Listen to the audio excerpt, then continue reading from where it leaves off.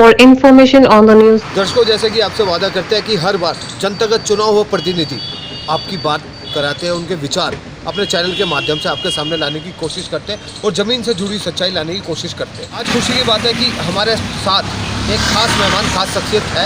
आइए आपका परिचय कराता हूँ आज के मेहमान। सर नमस्कार। सर देखिए, छोटा नाम और अपने पदों के बारे में बताइए। मेरा नाम आलोक शर्मा है और मैं नगर पार्षद हूँ वार्ड नंबर 59 से। इसके अलावा मैं रोडी जोन का चेयरमैन हूँ। जी सर, चेयरमैन साहब की हमारी हुई थी जयप्रकाश जी से बात, और जयप्रकाश जी से बात हुई तो जो कूड़े के ढेर में दिल्ली तब्दील हो गई है, अभी तक समस्या का समाधान नहीं निकला। जयप्रकाश जी ने कहा था कि 2 दिन के अंदर हम 2 महीने की तनख्वाह दे रहे हैं। जैसा मेयर साहब ने कहा था कि जो 2 महीने की तनख्वाह है वो कर्मचारियों को दे दी गई है। कुछ उनकी और मांगे हैं जिसको लेके वो प्रयास कर रहे हैं।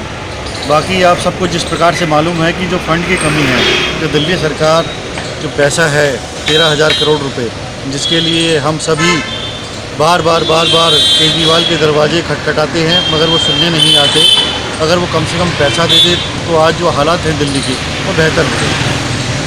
अच्छा, तो आप मानते हैं कि कहीं ना कहीं आम आदमी पार्टी जिम्मेदार है? बिल्कुल पूरी तरह से मैं कहूँगा कि 100% अगर कोई जिम्मेदार है तो आम आदमी पार्टी जिम्मेदार है, क्योंकि जो पैसा है बिना पैसे के आप कुछ भी नहीं कर सकते। जो सैलरी है, जो कोरोना काल में जिन कर्मचारियों ने काम किया, आज उन्हीं को वेतन नहीं मिल पा रहा है।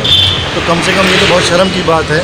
और दूसरी तरफ जहाँ दिल्ली जल बोर्ड की बात आती है तो वहाँ 26,000 करोड़ रुपए उनको दे दिया जाता है, क्योंकि पानी पहले जब दिल्ली जल बोर्ड कांग्रेस के समय में हुआ होता था तब वहाँ पर कम से कम वो एक उसमें थी, बेनिफिट उनको हो रहा था। मगर जब आम आदमी पार्टी आई है तब से इनका क्या है कि ये जो दिल्ली जल बोर्ड है उसकी स्थिति बद से बदतर होती चली गई।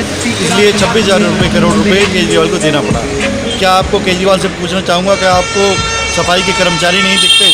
13,000 करोड़ रुपये अगर आप MCD का दे दें तो कर्मचारी चैन की सांस ले सकते हैं। हमारी तोमर जी से मुलाकात हुई, बग्गा साहब से मुलाकात हुई और रहमान साहब से मुलाकात हुई, जो आम पार्टी के बड़ी विधायक हैं।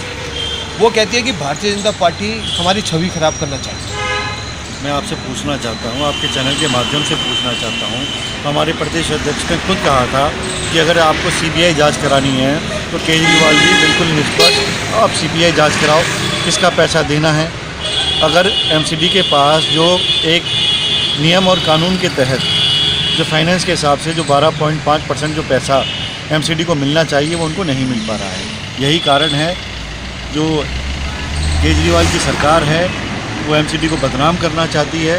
MCD के काउंसलर काम ना कर सके, उनकी छवि बिगाड़ने का जो काम है वो केजरीवाल जी कर रहे हैं। चलिए, इससे ज़्यादा समय नहीं लेंगे क्योंकि मूल्यवान समय है इनके पास। आलोक जी ने हमें फिर भी समय दिया। हम फेस वार्ता की तरफ से उनका तहे दिल से शुक्रगुजार है। एक आखिरी पद भी इस तरीके का जो आचरण है वो बिल्कुल भी बर्दाश्त नहीं है।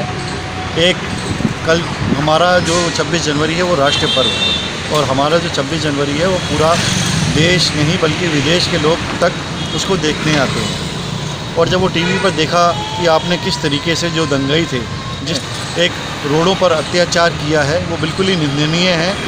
और ऐसी घटना पे जिन लोगों ने भी करी है उनको सख्त से सख्त उनके खिलाफ कार्रवाई होनी चाहिए, उनको जेल होनी चाहिए। और मैं तो यही कहना चाहूँगा कि ऐसे लोगों को फांसी की सज़ा देनी चाहिए जो अपने भारत के झंडे का जो अपमान करते हैं वो देश में रहने लायक बिल्कुल नहीं। चलिए, ये थे आलोक जी, बड़े अच्छे विचार लेके उन्होंने कहा अगर वो दोषी है तो उनको फांसी मिलनी चाहिए और वास्तविकता में ऐसे लोगों को सबक मिलना चाहिए। देश के झंडे का अपमान नहीं करनी चाहिए। एक जगह हमारा शक्ति प्रदर्शन हो रहा था और एक जगह हमारे राष्ट्र का, देश के झंडे का अपमान हो रहा था। बड़ी दुखद बात है। चलिए, इस साथ देता हूँ विदाई और मिलते हैं एक नए प्रतिनिधि से, जानेंगे उनके विचार। मैं राजन आई, फेस वार्ता, कैमरा हमारे विचार आपके न्यूज़ नेटवर्क, कैमरामैन मुन्ना भाई के साथ।